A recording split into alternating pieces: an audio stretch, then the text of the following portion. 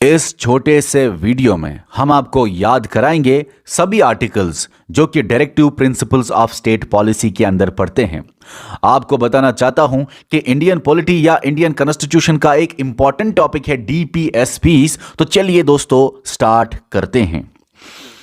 आपको यह भी बताना चाहता हूं कि directive principle of state policy part 4 of Indian constitution में पढ़ता है। आर्टिकल नंबर 36 से लेकर आर्टिकल नंबर 51 तक डीपीएसपीज में आते हैं। और दोस्तों टोटल आर्टिकल्स 20 में आज आपको याद कराऊंगा। इसके ऊपर ऑलरेडी मैंने आपको और एक भी ट्रिक दी हुई है जिसमें मैंने आपको लिबरल, सोशल और गांधीयन प्रिंसिपल्स को अलग अलग कैटेगरीज में याद कराया आपको। और डीपीएसपीज वैसे भी मैंने आपको डिटेल में पढ़ाए हुए हैं। ठीक है, ओके। तो चलिए दोस्तों ट्रिक में हम आर्टिकल बाय आर्टिकल याद करेंगे, क्योंकि कभी कभी डायरेक्टली आता है ये आर्टिकल किसके बारे में बात करता है। तो सुनो, आर्टिकल 36 से लेकर आर्टिकल 51 तक हम याद करेंगे। सुनो 36, 37, 38, 39 ए, ये जो है ये आर्टिकल्स ये मैं आपको बाद में याद कराऊंगा लास्ट में, क्योंकि इसके लिए ट्रिक की जरूरत नहीं, आपको डायरेक्टली कंसेप्ट से थोड़ा सा समझाऊंगा। तो हम आपको याद कराएंगे ये वाले आर्टिकल्स। ठीक है, ओके। एक सेकंड रुकिए, हम इसको नजदीक ले आते हैं। तो सुनो। यहां पे आपको बताना चाहता हूं कि ये 40 आपको वैसे भी पता ही होगा। यहां पे ओ है तो ये भी ओ है। ओ का मतलब ऑर्गेनाइज विलेज पंचायत, ये आप ओ मान लो, ऑर्गेनाइज विलेज पंचायत। और वैसे भी आर्टिकल 40 आपको पता ही होगा, विलेज पंचायत के बारे में बात करता है। उसके बाद सुनो आर्टिकल 41, ये वन आपसे सुनो, वन मतलब सन। और दिमाग में लाओ कि सन जो है वहां पे बहुत ज्यादा काम कर रहे हैं लोग, राइट टू वर्क के बारे में बात हो रही है। तो धूप है और धूप में काम कर रहे हैं बहुत सारे लोग, मजदूर वगैरह, ऐसी इमेज दिमाग में लाओ। ओके। उसके बाद यहां पे आर्टिकल 42 और टू जो है, टू का मतलब होता है शू। और दिमाग में लाओ कि अगर शू नहीं पहना है तो ह्यूमन कंडीशन ठीक नहीं है।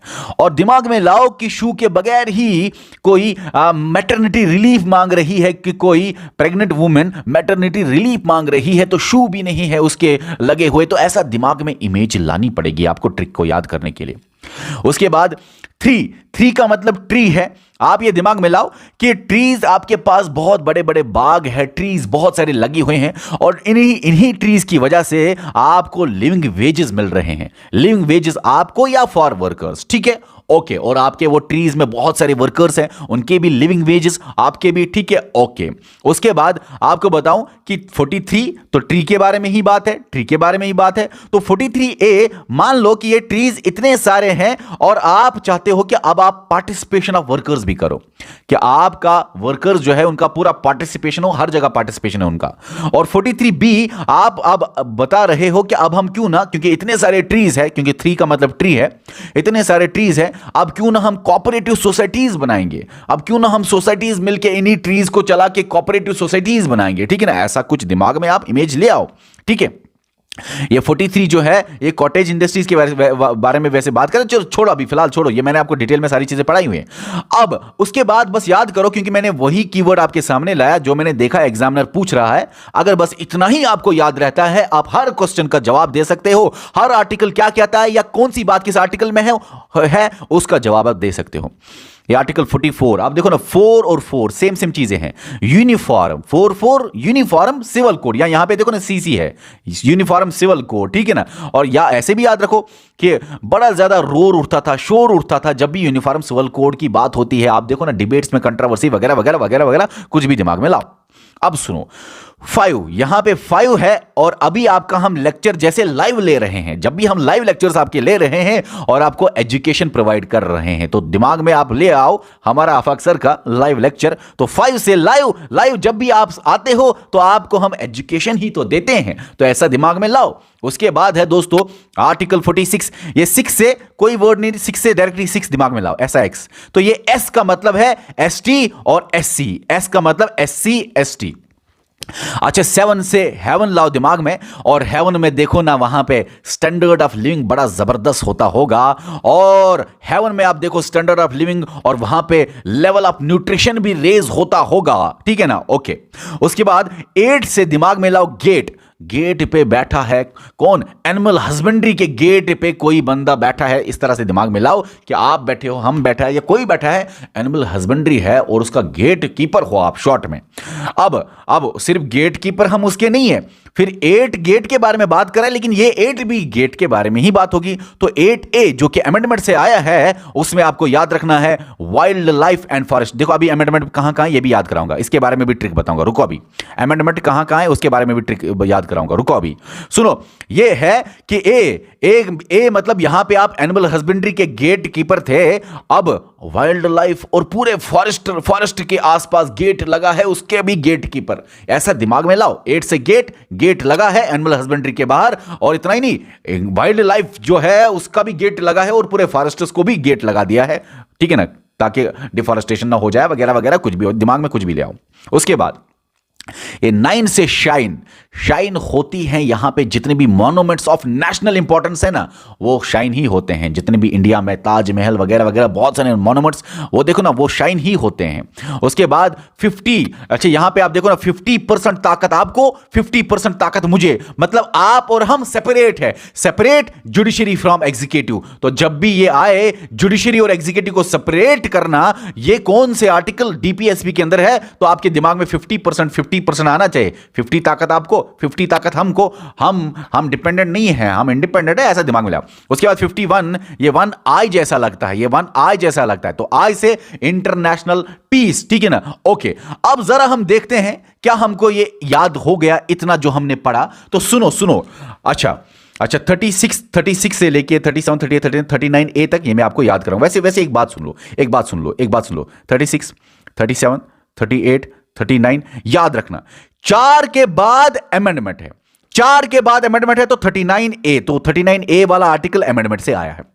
फिर से 4 के बाद 2 अमेंडमेंट्स आए हैं, जैसे कि 39A के बाद क्या आएगा, 40, 41, 42, 43, तो 4 फिर से आ गए।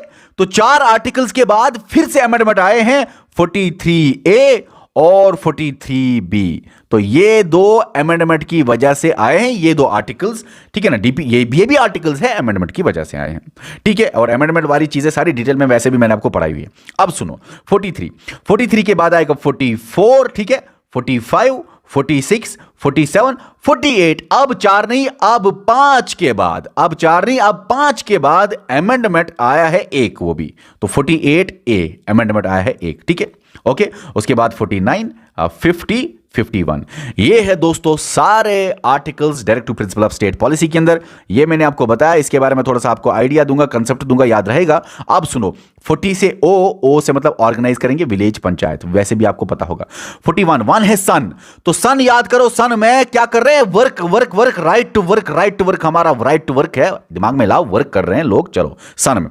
2 शू, अच्छा अगर शू नहीं लगा होगा तो क्या ह्यूमन कंडीशन ठीक है, नहीं है ना, तो ह्यूमन कंडीशन अभी आपको पूरा आर्टिकल भी बता दूंगा जो कि आपके इंडियन कॉन्स्टिट्यूशन के अंदर लिखा है। फिलहाल बस कीवर्ड याद रखो, human condition and maternity relief. अभी मैंने आपको बताया था कि कोई प्रेग्नेंट वुमेन मैटरनिटी रिलीफ मांग रही है और जूते नहीं लगे हैं, ऐसा दिमाग में लाओ। 2 से शू मतलब जूता, जूते से दिमाग में लाओ मैटरनिटी रिलीफ, और ह्यूमन कंडीशन ठीक नहीं है। अच्छा 3 से ट्री, अच्छा ट्री, जब ट्री होगा तो आप उसका कारोबार करके क्या कर रहे हो, लिविंग वेजेस, आप लिविंग वेजेस जो है 3 से ट्री, ठीक है ना तो आप लिविंग वेज जो है सिक्योर कर रहे हो, अपना लिविंग वेज, और अपना ही नहीं वर्कर्स का भी, तो लिविंग वेज रखोगे काफी है। तो आर्टिकल 30, फिर ये भी 3 है तो ये भी ट्री के बारे में होगा, ये भी 3 है तो ये भी ट्री के बारे में होगा। तो अब ये वाला आर्टिकल क्या बोलता है कि सारे वर्कर्स का पार्टिसिपेशन आप कराते हो, पार्टिसिपेशन ऑफ वर्कर्स कराते हो। और आर्टिकल 43B क्या बोलता है, ये बोलता है कि अब आप इतना बड़ा आपका ट्री का कारोबार हो गया, अब आप कोऑपरेटिव सोसाइटीज बनाते हो, अब आप बहुत सारी सोसाइटीज मिलके आपके ये ट्रीज को चलाते हैं, प्रॉफिट कमाते हैं, ठीक है ना, और वेलफेयर ऑफ पीपल करते हैं वगैरह वगैरह, तो दिमाग में लाओ। उसके बाद आर्टिकल 44 क्या है, सेम है, यूनिफॉर्म सिविल कोड, या ऐसे याद रखो 4 से रोर बड़ा शोर उठता है यूनिफॉर्म सिविल कोड की जब भी कंट्रोवर्सी होती है। उसके बाद 45, 5 से याद रखना है, 5 से लाइव, और जब भी मैं लाइव आता हूं तो आपको क्या देता हूं, एजुकेशन ही तो देता हूं। 6 से SIX, ये SIX से क्या है, S का मतलब क्या है, SC और ST की बात होगी, कौन सी बात होगी, पूरा आर्टिकल अभी पढ़ूंगा, ठीक है। उसके बाद 47 है, 7 से हेवन, और ये हेवन की कंडीशंस में बताओ मुझे, वहां पे क्या होगा, वहां पे लिविंग स्टैंडर्ड बहुत ज़्यादा हाई होगा, बहुत ज़बरदस्त लिविंग स्टैंडर्ड हेवन में होगा, न्यूट्रिशन बहुत ज़बरदस्त वहाँ पे होगा, लिविंग स्टैंडर्ड और न्यूट्रिशन होगा। और फिर 48, अच्छा 8 है गेट, गेट है तो गेट है किसके, एनिमल हस्बेंड्री के बाहर गेट है, और हम गेट कीपर है या गेट लगाए, शॉर्ट में कुछ भी दिमाग में लाओ। और 48A, अब तो एनिमल हस्बेंड्री के बाहर ही गेट नहीं, अब हमें बड़ी जॉब मिली, अब हमें उससे बड़ी जॉब मिली, उसका गेट कीपर नहीं, आप बोला पूरा वाइल्ड लाइफ का ही गेट कीपर बन जाओ, तो किसी तरह से दिमाग में लाओ। तो 48A है, पहले एनिमल हस्बेंड्री, उसके बाद वाइल्ड लाइफ एंड फॉरेस्ट, उसके बाद 49 जो है वो है 9 का मतलब शाइन कौन होते हैं, इंडिया के जो नेशनल इंपॉर्टेंस के मॉन्यूमेंट्स है वो बड़े शाइन करते हैं ना, शाइन करते हैं। और 50 आधी ताकत आपको, आधी ताकत हमको, तो separation of executive and judiciary और एग्जीक्यूटिव का सेपरेशन, J&E, ठीक है ना, जुडिशरी एंड एग्जीक्यूटिव का सेपरेशन। फिर आर्टिकल 51 क्या बात करता है, सेपरेशन जुडिशरी एग्जीक्यूटिव मतलब अलग अलग है, दोनों जुडिशरी और एग्जीक्यूटिव सेपरेट है, ठीक है ना, 50% ताकत, ऐसा दिमाग में लाओ। 51 क्या है, ये 1 जैसा ही है, INT, international peace and security, बस इंटरनेशनल पीस याद रखो, काफी है, ठीक है। तो हमने सारे याद कराए आपको। अब सुनो, ये बाकी आर्टिकल्स भी बताऊंगा, लेकिन फिलहाल सुनो, ये 40 के बाद पूरा आर्टिकल का नाम सुनो, ठीक है ना। तो सुनो, ये जो 40 लिखा है, यहां पे लिखा है ऑर्गेनाइज करना है विलेज पंचायत, ऐसा ही है। 41 क्या है, right to work, to education and public assistance, right to work याद रखोगे तो काफी है, बस आप एमसीक्यू कर सकते हो, ये मैं आपको बता रहा हूं। अच्छा, ये क्या है, प्रोविजंस फॉर, मतलब जस्ट एंड मतलब provisions for human condition and maternity relief, बस गवर्नमेंट सिक्योर करेगा, स्टेट सिक्योर करेगा कि ह्यूमन कंडीशन ठीक हो और मैटरनिटी रिलीफ हो, ऐसा है। फिर उसके बाद क्या है, लिविंग वेजेस जो है वो सिक्योर होने चाहिए, ठीक है, लिविंग वेजेस और फॉर वर्कर्स, ठीक है। उसके बाद इसी लिविंग वेजेस फॉर वर्कर्स के अंदर ही आ जाता है कि स्टेट करना चाहिए प्रमोट कॉटेज इंडस्ट्रीज को, ठीक है ना। फिलहाल बस एक लाइन याद रखो, काफी है, क्योंकि यही है कीवर्ड, यही है लाइन, जब आर्टिकल आता है तो यही आता है। उसके बाद आता है दोस्तों 43A, जो कि अमेंडमेंट से आया है, पार्टिसिपेशन ऑफ वर्कर्स, ठीक है ना, participation of workers in management of industries, ऐसा है पूरा लाइन। कोऑपरेटिव सोसाइटीज में क्या है, प्रमोशन ऑफ कोऑपरेटिव सोसाइटीज होना चाहिए, गवर्नमेंट प्रमोट करे कोऑपरेटिव सोसाइटीज। उसके बाद क्या है कि यूनिफॉर्म सिविल कोड होना चाहिए सिटीजंस के लिए। उसके बाद क्या है ये कि education to children and early childhood care up to the age of 6 years, ठीक है ना, या below the age of 6 years. उसके बाद ये क्या है, ये है दोस्तों कि इकोनॉमिक इंटरेस्ट्स शेड्यूल कास्ट्स और शेड्यूल ट्राइब्स के लिए, और उनका एजुकेशन भी प्रमोट करे गवर्नमेंट। उसके बाद 47 क्या है, ये क्या लिखा है, ये 47 है कि ये गवर्नमेंट को या स्टेट को, जो कि ये स्टेट यहां पे लिखा है, इसके बारे में बातें हैं। ये जो स्टेट है उसकी ये जिम्मेवारी है, उसकी ये ड्यूटी है कि वो स्टैंडर्ड ऑफ लिविंग को रेज करे या और रेज करे लेवल ऑफ न्यूट्रिशन को, ठीक है ना, ऐसा है। उसके बाद दोस्तों ये लिखा है कि आप ऑर्गेनाइज करेंगे, स्टेट के बारे में सारी बातें लिखी हैं कि स्टेट क्या करेगा, वो ऑर्गेनाइज करेगा एग्रीकल्चर और एनिमल हस्बेंड्री को ऑर्गेनाइज करेगा।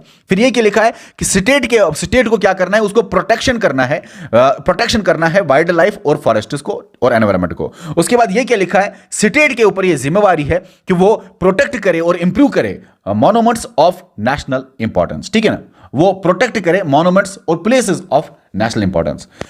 उसके बाद ये क्या लिखा है, ये लिखा है कि सेपरेट होगा जुडिशरी और एग्जीक्यूटिव। उसके बाद ये क्या है, ये है कि प्रमोशन करेगा स्टेट के बारे में सारी बातें कि वो प्रमोशन करेगा इंटरनेशनल पीस एंड सिक्योरिटी को, ठीक है। ये मैंने आपको आर्टिकल्स अब बताए। अब सुनो, यहां पे ये सुनो और ये भी इसी के रिलेटेड है, सुनो। देखो, आर्टिकल 36 पहला ही है स्टेट के बारे में, जैसे फंडामेंटल राइट्स का पहला आर्टिकल 12 स्टेट के बारे में है, वैसे ही डीपीएसपी का आर्टिकल 12 स्टेट के बारे में है, ठीक है, ओके।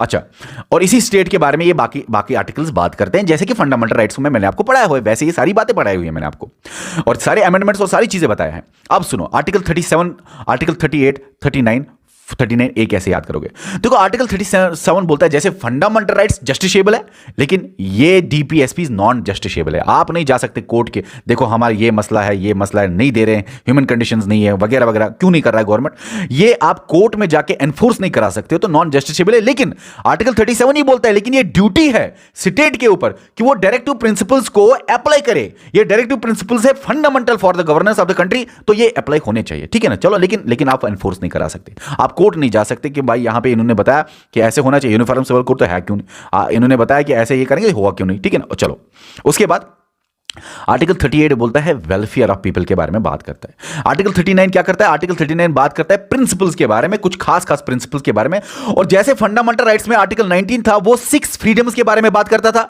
वैसे ही यहां पे आर्टिकल 39 है जो कि 6 प्रिंसिपल्स के बारे में बात करता है जो कि स्टेट को अप्लाई करने चाहिए, ठीक है ना, जो कि स्टेट को अप्लाई करने चाहिए।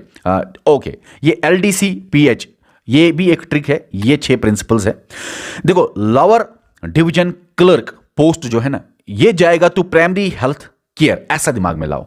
लोअर डिवीजन क्लर्क का एक पोस्ट होता है और ये पोस्ट कहां पे आपको इसके लिए अप्लाई करोगे? प्राइमरी हेल्थ केयर में अप्लाई करोगे, ऐसा कुछ वहां पे जॉब की वैकेंसी है, ऐसा दिमाग में लाओ। कोई भी ट्रिक दिमाग में लाओ कि लोअर डिवीजन क्लर्क की जॉब की वैकेंसी है कहां पे? प्राइमरी हेल्थ केयर में। चलो, डिपार्टमेंट है, इसी डिपार्टमेंट में। अब ये आर्टिकल 39 है, जैसे फंडामेंटल राइट्स का आर्टिकल 19 था 6 फ्रीडम्स, वैसे ही यहां पे 6 प्रिंसिपल्स है।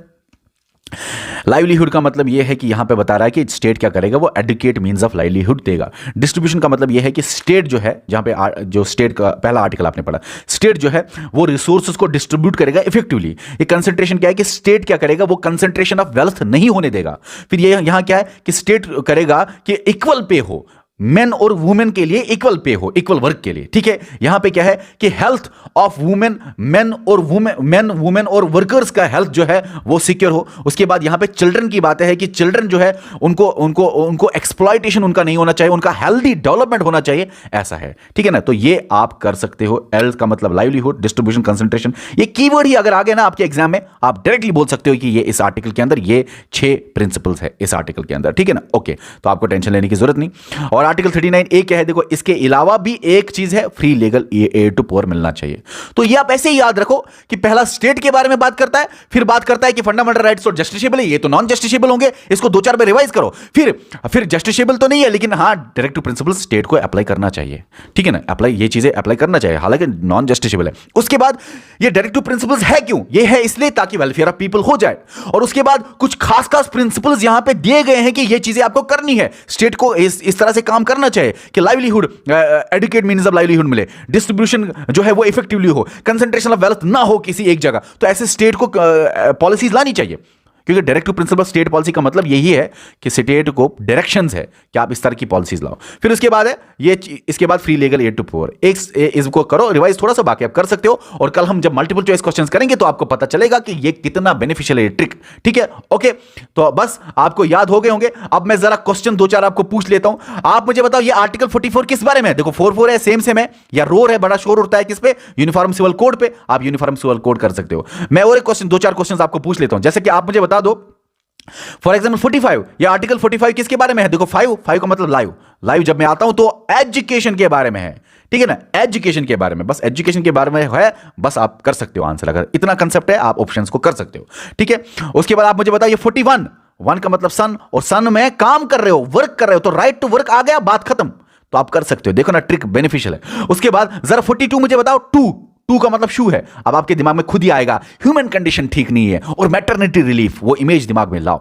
उसके बाद 43 आप मुझे बताइए, 3 का मतलब ट्री है, तो ट्री से आपको लिविंग वेजेस मिल रहे हैं। और 43A भी है और B भी है। और A वाला क्या है कि वो वर्कर्स का पार्टिसिपेशन है, और B वाला क्या है कि आप कोऑपरेटिव सोसाइटीज बना रहे हो, वगैरह वगैरह। ओके, उसके बाद जरा मैं आपको फिर से पूछूं, ये 46 क्या है? ये 6 का मतलब S, तो S रिलेटेड है SC और ST। Okay, very good very good. जरा मैं आपसे ये पूछूं, आप मुझे बता दो 47 क्या है? 7 है हेवन। हेवन के बारे में अच्छे ही बातें होंगी कि वहां पे लिविंग स्टैंडर्ड बहुत अच्छा है, न्यूट्रिशन बहुत जबरदस्त है, वगैरह, ठीक है। ओके, वगैरह वगैरह बहुत बार बोले इस लेक्चर में। उसके बाद आप मुझे बता दो 48 क्या है? ये 8 है गेट, और गेट पे बैठे एनिमल हस्बेंड्री। और 48A क्या है? अब सिर्फ एनिमल हस्बेंड्री का गेट नहीं, गेट कीपर नहीं, अब हम पूरे वाइल्ड लाइफ के गेट कीपर बन गए, बड़ा पोस्ट मिल गया, ऐसा कुछ दिमाग में लाओ, कोई हर्ज नहीं है इसमें बोलने में, ट्रिक में, ठीक है। ओके, उसके बाद 50, जरा 50% पावर आपको, 50% पावर मुझे, तो एग्जीक्यूटिव और जुडिशरी सेपरेट है। ओके, 49 है शाइन करते हैं यहां पे इंडिया में हमारे नेशनल इंपॉर्टेंस के मॉन्यूमेंट्स कीवर्ड है। अच्छा 51, ये 1 आई जैसा है, तो आई से इंटरनेशनल पीस। वैसे भी लोगों को पता चल जाता है कि लास्ट वाला आर्टिकल और फर्स्ट वाले 1-2 आर्टिकल वैसे भी याद रहते हैं। लास्ट वाला आर्टिकल इंटरनेशनल पीस है और फर्स्ट वाला आर्टिकल ये वैसे भी याद रहते हैं, ठीक है। तो चलो दोस्तों, यही आपको बताना था इस वीडियो में। और हाँ, ये हमारे कुछ कोर्सेज एप्लीकेशन में, इसी वीडियो के डिस्क्रिप्शन में लिंक होगा, जाइए और ज्वाइन कीजिए। बाय।